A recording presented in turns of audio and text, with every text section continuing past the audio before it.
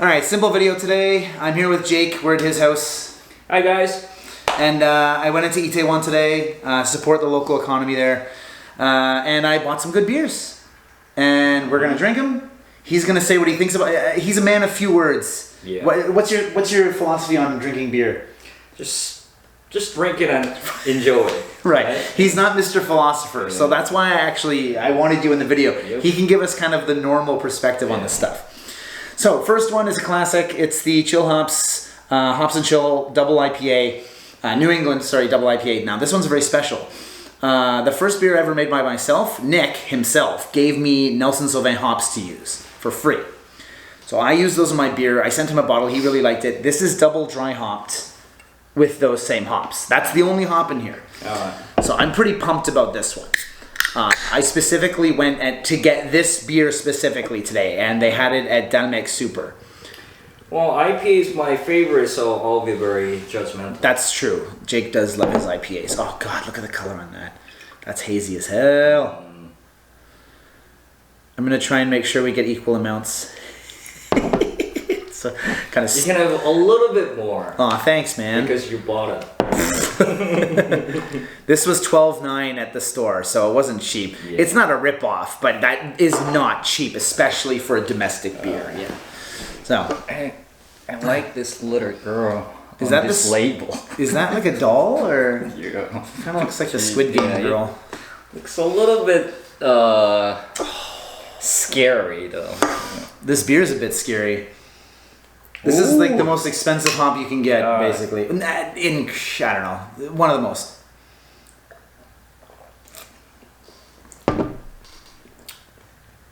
It's actually quite smooth. Oh yeah, the texture is amazing. Yeah. Ooh, But it's very smooth. Yeah. Oh, there's that Sauvin white wineness. It's like a gooseberry flavor. It has like a white wine on the very end. It's like really dry on the end. Yeah. Yeah. It's not tropical at all. It's way more like it's not even piney either. It's just super crisp and like bitey. It bites your tongue. Yeah. I like it. It's quite strong because it's double IPA. Yeah. What is it, 8.3? Is that right? Yeah, 8.3%. It's definitely strong, but it's quite smooth, and like I said, I like the end of this swallowing. Oh, you can feel the warmth. Yeah, you can actually feel it. Yeah. When you breathe out, you can still feel it. Yeah. This is the most I've ever heard Jake describe beer ever in my entire life. Yeah. This is the first. I'm doing my best. If you had to give it a score out of 10, do you have like an idea? Almost 9. Yeah. More nice. than 8. More than 8. Nice. Definitely. Yeah. All right, we're gonna enjoy this. Color is a little bit weird though. This almost looks like Nick's oat cream. Yeah. Like you cannot I can put my finger behind it. There's zero indication that my finger's behind this beer. Yeah. This is hazy as well. There's oats in this. There has to be. Water, German and Australian barley, and then wheaty flakes. Yeah. That's oat. That's going to create a lot of that haze. And you can create a lot of haze by the dry hopping too. It's a little bit spicy at the end. That's Nelson's. That's the hop there. Yeah. There's like almost like a bitey, like not spiciness, but yeah, there's like a tingly, almost like Sancho almost. Yeah. It's pretty good. I love these hops. Nick, good job. And we're on to beer number 2. We have a Westmalle Double, 7%. This is from an abbey in Belgium. The color on this one's going to be quite different from the first one. Like real different, yeah. So, the yeast that they use in these beers is like super strong. So they add a bunch of sugar to the beer. Like dark sugar. They caramelize it. It's called candy sugar. I'm going to make some actually really soon. And yeah, this is gonna have like a lot of like cinnamony, like think Christmas. A lot of like dried fruits, a lot of cinnamony. Oh, smell that!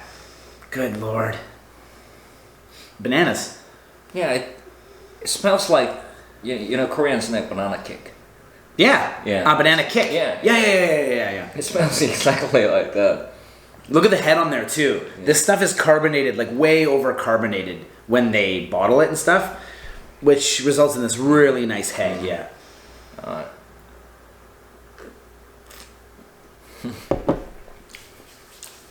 It's very interesting actually, because when you try to just sip it, smell comes in your nose first. It smells very sweet, but beer is not that sweet. Yeah. Yeah. This, again, because the yeast is so strong, Yeah. this yeast that they use in Abbey ales, there's no sugar left at the end of the fermentation, yeah. I had a hard time drinking it because the head was keeping it back. I had to like really tilt my glass so that the head broke and then the beer would come through, yeah. So this is double. Yeah. So what's the difference? Between what? Well, like porter or stout. Double, it just means double, just like the double IPA. All right. It's just more malt to get more alcohol. All right. Yeah. So that's why it's 7%. All right. Yeah. This isn't really, like, double isn't really a style. It's just how much malt is put in to get more alcohol out of it. With the Abbeys, they wanted to make a lot of stronger beers to preserve them. The more alcohol you have, the longer you can keep it. So double means double in English. Yeah, exactly, exactly. And then Westmalle also has a triple. It's 9%. I didn't buy that, but I just got the double today. But yeah, just considered like an Abbey ale. So yeah, this is dark beer, right? Like it's just shy of like a dark. Yeah, Yeah, you can tell like by the color. It's like 80% of a dark. Yeah, it just has enough of that brown color. Alright. Yeah, this is such a nice treat though. When you drink stout or porter, you don't really feel this much carbonation. Yeah, But this- they're much flatter. Yeah.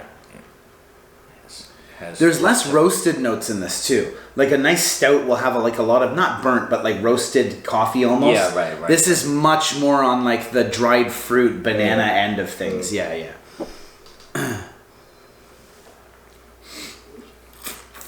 But the smell, it's really good actually. This You know. going to Belgium would be such a treat, and just going to different abbeys.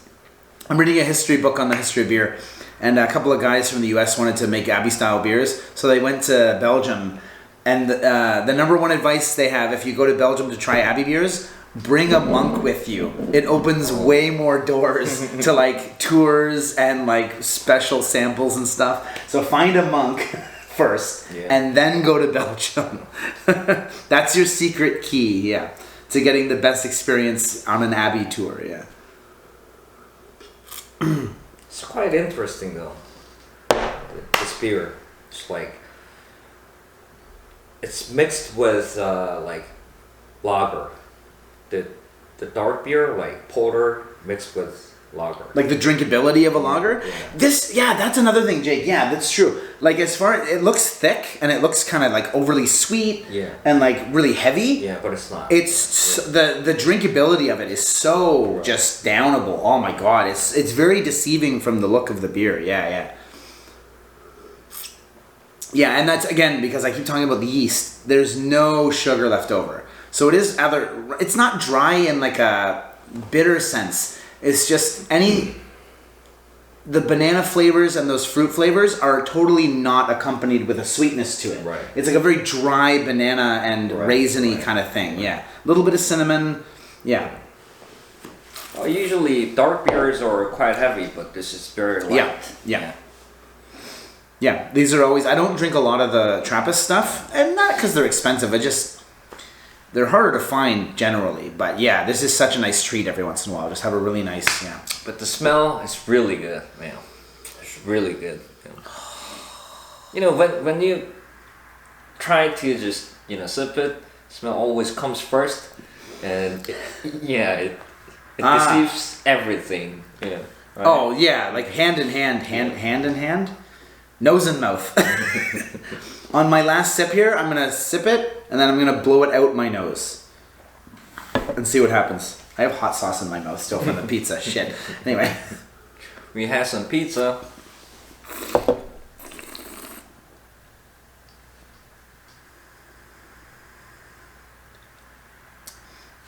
little banana coming back through. Right. Yeah, such a pleasure. Such a pleasure of life. Is there any left? The beers, these 4 beers cost me $32 with the discount. Not expensive, but you know, I'm not leaving any in the bottle. Yeah. Not when they cost $8 each. All right, that brings us to our third beer. This is the Samuel Smith Tadcaster India Ale. This is one of like the original IPAs.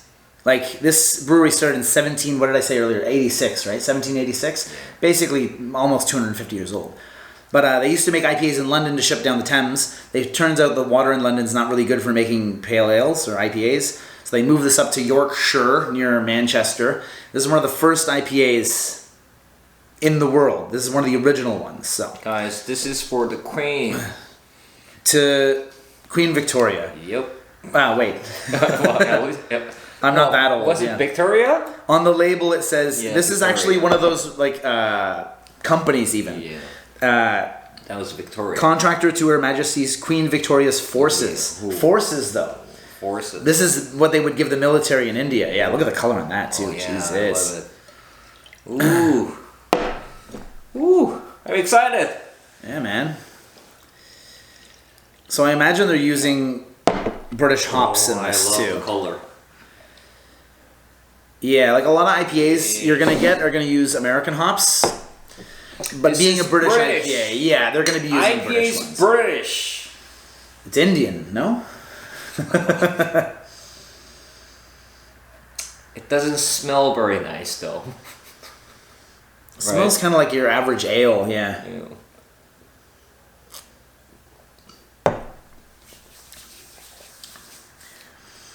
There's a bit of citrus in there. But yeah, this is not like an American IPA where it's like super bitter. Yeah. Back then, the only reason it was so hopped is for preservation to take it to India. Yeah. They weren't concerned with flavor back then. This was more of like a necessity of shipping for 2 months to Sorry India. guys. I'm a little bit disappointed. Yeah. It's more of a history thing than Yeah. People like 200 years ago, they just drank this, right? Something like that. This wouldn't have been popular in England per se, like back then, right? Yeah. This wouldn't have been like something that people in London would drink. Yeah. I prefer modern IPAs. Again, to go back to the beer history book, the first beers in Egypt, they would make bread and then dry it. And then they would get water and they would put the dry bread in.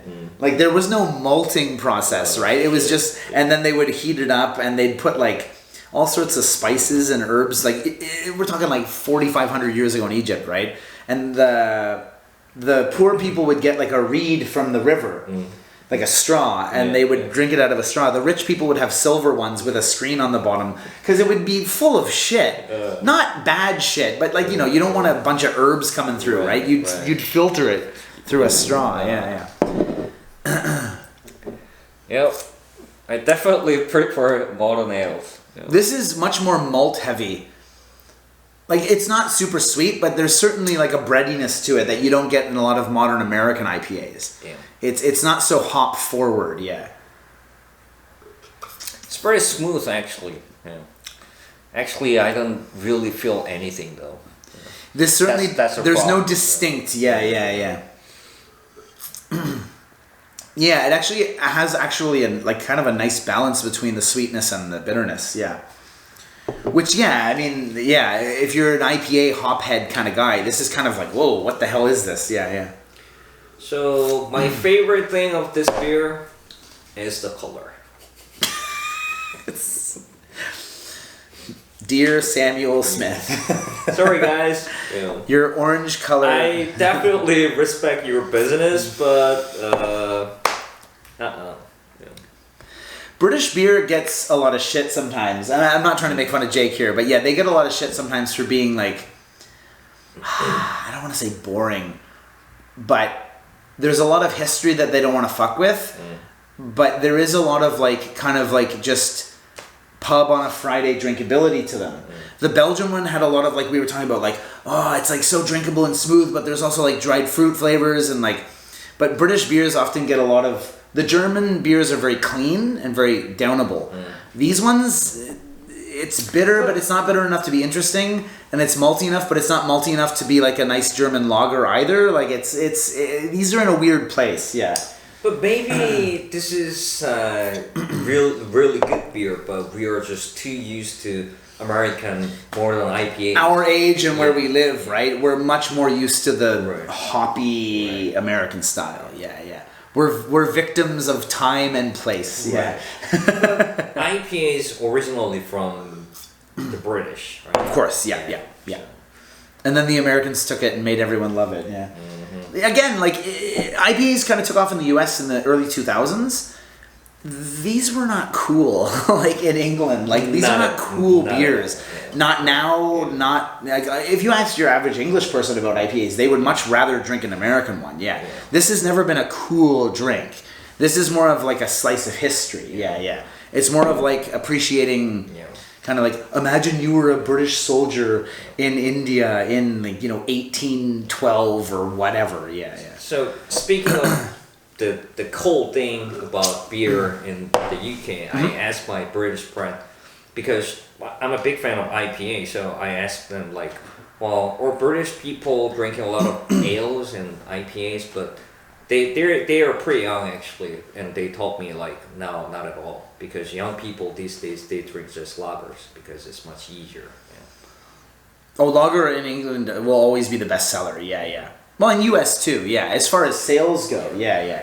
But ales, especially IPAs, definitely from the UK, right? So I thought like a lot of British people still drink lots of IPAs, but yeah, it's not like that anymore. Let's change that. Bring back the Samuel Smith India Ale, yeah. 1758, okay. I said 86 earlier. Sorry, no, this is like over 260 years old. Yeah. 264? Yeah, 264 years old. Company. All right, so last one? Yeah, today I was super pumped for the Chill Hops one. This is another one I was super pumped for. This is the Guerrilla Imperial Stout. It's been barrel aged in bourbon barrels for 18 months, 540 days. So, pale wheat, Munich 1 Carapils, Cara Aroma, Cara Munich 3, Carafa 3 roasted barley as far as the malts go. Use some Columbus hops. Columbus are actually quite hoppy. The IBU is only 10 on here, so it won't be hoppy at all. But again, barrel aging, it says that there's like natural chocolate and vanilla flavors in here. Color-wise, this is definitely going to be the darkest one we've had today. I'm super amped for this. I can still see it. It's just black. Yeah, even in the brown bottle, you can still see. Here we go, yeah. Yep. Wow. So this is 10.5% alcohol too, so it's pretty strong. It's just like pure black. Like used motor oil. I can't wait to smell this. Again, the Chill Hops one and this one were the ones I was really excited for today. The other two were things I found at the store and I kind of went, oh, nice. But, yeah. All right. Good God. Wow. Boozy, obviously, yeah. It smells like bourbon. Yeah, it really just does have like that whiskey, really, really strong smell. I'm a big fan of bourbon and I like the smell.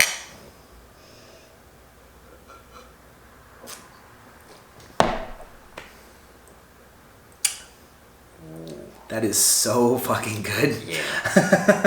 Wow. Man, you think with all that bourbony smell and with the color of it, we talked about that earlier with the Trappist one, with the heaviness, right? There's certainly sugar in here that didn't ferment. Actually. It's quite sweet, but I think it came from the bourbon barrel. Right? Yeah, definitely. Well, you mean the smell? Or the sweetness of this beer. The sweetness comes from like some of the water. When you age something that long, some of the water will evaporate through the barrel. So your water content, and that's again why it's 10.5 too, right? It goes in at probably 8.5, 9%, and after time with the water evaporating out, yeah. So Jake, the final gravity is 1.042. I've made saisons that start at like 1.045. Yeah. And this is finished at 4.2. So that's why there's that sweetness there. Okay. Yeah. There's just a certain amount of sugar that won't ferment. It starts super high too. It's 1.112. Yeah. Not a big fan of stout because stout is usually just bitter. It's not. I find them too quite roasty. sweet. Okay. Yeah, it's just bitter. Porters are usually sweeter than that's stouts. why I prefer porter because it's sweeter.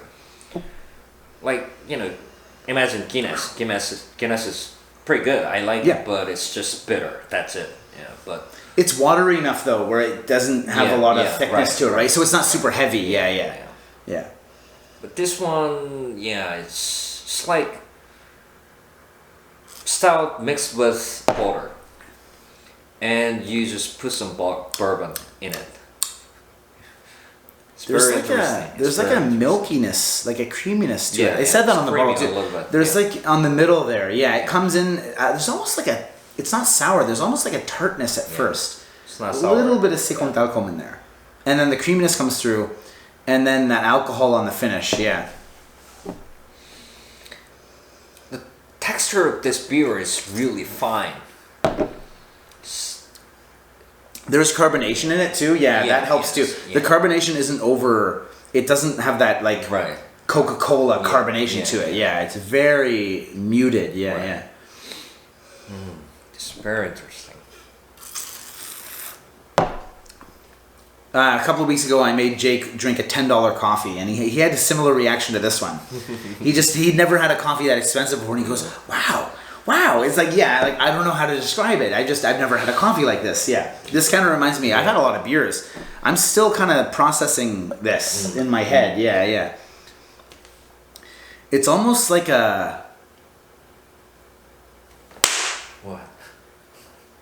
what lemon meringue pie.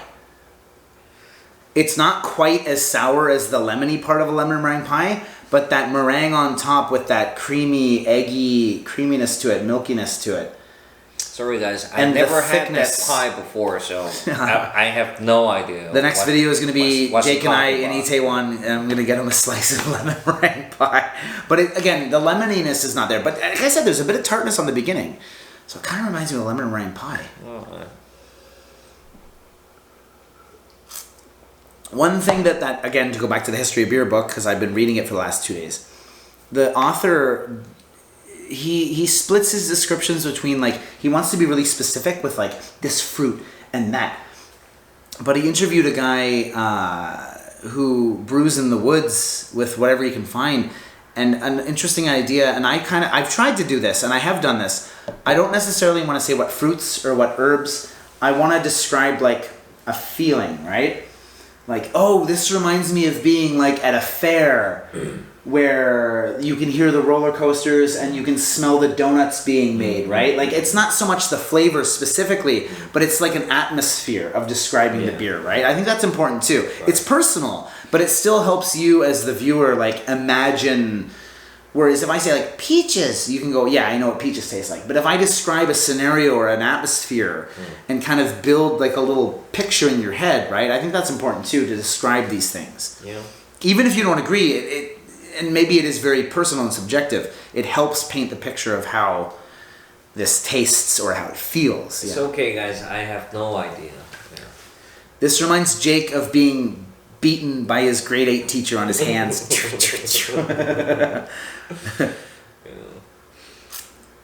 John Frankel, you're 65% soju. 65? Reminds me of being spanked by my father as a child. It's not a taste thing, it's more of an atmosphere thing, yeah. Jake, I didn't ask you any of the numbers. I asked you the number, you said almost a 9 for the Chill Hops one. Yeah. What would you give this out of 10? This one? A little lower, I imagine? No, almost same. Oh, similar. Yeah. Like I said, I'm a big fan of bourbons. Mm-hmm. Okay, yeah. The smell, it's really good, you know. And it's really smooth. It's like, you know, like... The mouthfeel on there is incredible, yeah. Yeah. It's like, you have to try this. I don't know how to describe it, but it's like really, really fine. When you drink beer, you still feel the carbonation in in your mouth, right? When it's still in your mouth, you still feel it, right? But I don't really feel anything like that. It's just like very like I don't know, very Velvet. Yeah, kind of, yeah. Yeah, the chill hops. As far as pricing goes, I gave you the total price. This was 8,800. The chill hops was 12,900. The Trappist was 8, and the Sam Smith IPA was 6.5 or 7. Oh. That was the cheapest one. Yeah. So the price on this is not bad, especially when it's 10.5%. You're getting a lot of alcohol in this bottle, even though it's only 330, right? Yeah, 330 mil. You're getting quite a lot of alcohol in here. Yeah. If I have to choose just one today, just considering everything, price, whatever, my pick is this one. Normally, I don't really pick stout. Yeah, he's much more of a ale kind of guy. Yeah, pale ale. But this is really good. Yeah. Nick, you as far as I go, I would say I Nick, love that beer. Yeah, I would say if I had to get another one, if I had to drink another one of those right now, I would pick like hops and chill. I don't think I can drink this like. You wouldn't want to. Two more bottles? No. Just one is enough. Yeah, one is enough. Yeah, there's a lot of sours out there too, where it's like, this is amazing, and I don't want another one for like 2 weeks. It's like, I'm good. Yeah. Alright. Jake, I thank you. My pleasure. For your insight into beer. God, my clothes are so white. I look like I did my best today, man. No, it's good. Again, he's whenever we drink beer, you know, I don't want to force him to describe beers, but he very much is like, yeah, pretty good. Yeah. And that's the end of it, yeah. So that was kind of my experiment today. It's like, Jake, tell us what you think. Tell us what you really think, yeah. Thanks for the beers. My pleasure. Thanks for the pizza. Yeah.